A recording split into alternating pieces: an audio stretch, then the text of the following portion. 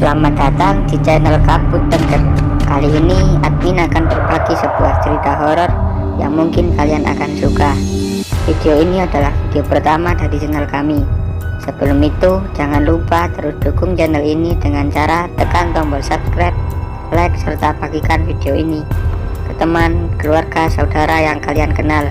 Dan sekali lagi, tekan tombol lonceng agar kalian jadi yang pertama melihat video yang kami upload. Terima kasih.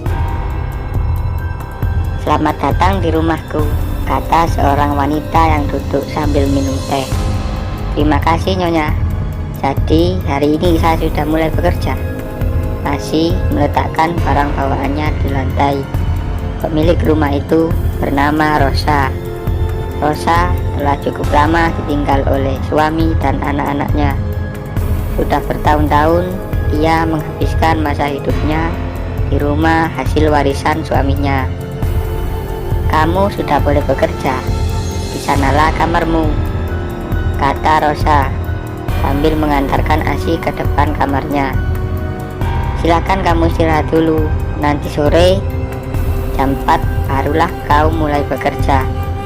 Asi mengangguk sambil tersenyum. Terima kasih Nyonya. Kemudian Asi menutup pintu kamar dan merapikan pakaian yang ada di dalam koper.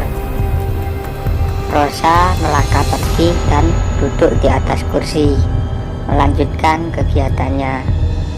Di penghujung siang, ia biasa menjahit sehelai kain untuk dijadikan mantel. Di usianya saat ini, ia masih bisa melakukan beberapa hal yang bisa ia kerjakan sendiri. Soal memperkerjakan Asi hanya untuk berjaga-jaga jika terjadi apa-apa dengannya. Di kamar barunya terlihat Asi berlamun indah. Kemudian pikirannya menjadi kacau tentang bayangan kelamnya dulu. Ia berusaha membuang semuanya, namun sulit, seperti ada sesuatu yang memaksanya. Asi berusaha menahan tubuhnya yang perlahan jatuh. Di matanya terbayang sosok laki-laki yang samar. Merasa tak kuat, Asi pun merobohkan tubuhnya di atas ranjang. Sore telah datang, Asi mulai membersihkan tiap sudut rumah Rosa. Berdebu sekali. Memang ruangan ini sudah lama tidak dibuka, apalagi dibersihkan, kata Rosa. Mata Rosa kemudian mulai berlinang air mata. Kemudian Asi mulai berkata, "Maafkan saya, Bu," kata Asi yang merasa bersalah.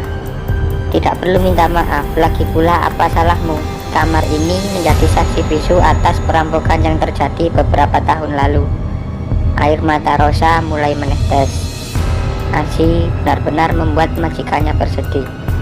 Tapi ia sudah mulai tenang karena Rosa memaafkannya. "Kalau begitu saya lanjut kerja dulu, Bu." "Kamu tidak ingin melanjutkan kisahnya?" tanya Rosa. Asi menggeleng-geleng kepalanya dengan pelan dan berkata, "Saya mau, tapi bukan sekarang.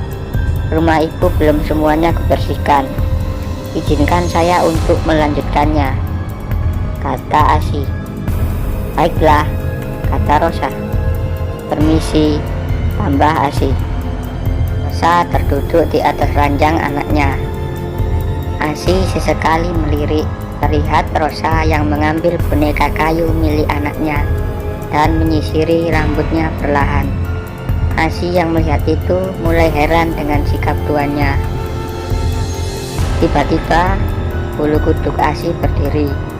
Benar saja, ketika boneka itu berubah menjadi sosok anak laki-laki yang menatap tajam Asi.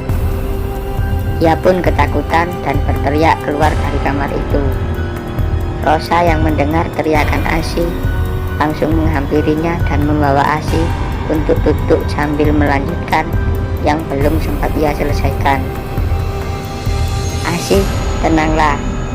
Baiklah, aku akan melanjutkan ceritaku tadi. Dengar baik-baik."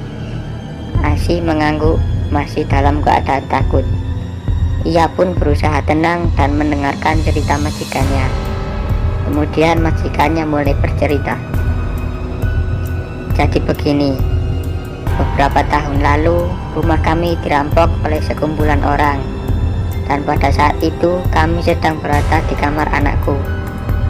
Tiba-tiba, kumpulan orang yang tidak diinginkan masuk dan membunuh suami serta anak-anakku.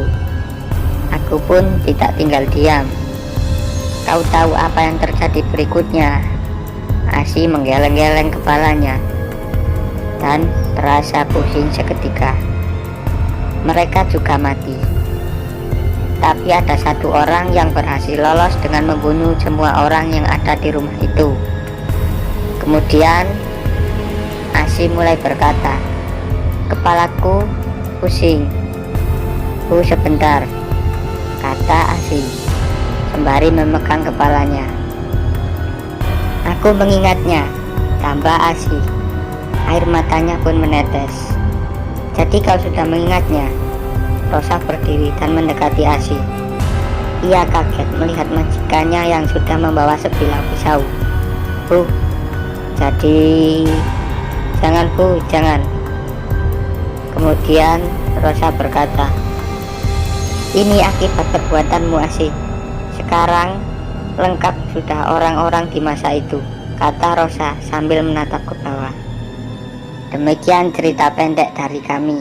Jangan lupa tekan tombol subscribe untuk terus mendukung channel ini agar bisa berkembang dengan lebih baik. Jangan lupa tekan tombol like jika kalian suka, dislike aja jika kalian tidak suka, dan terus dukung channel ini dengan membagikan sebuah postingan-postingan dari channel kami. Sekian, terima kasih.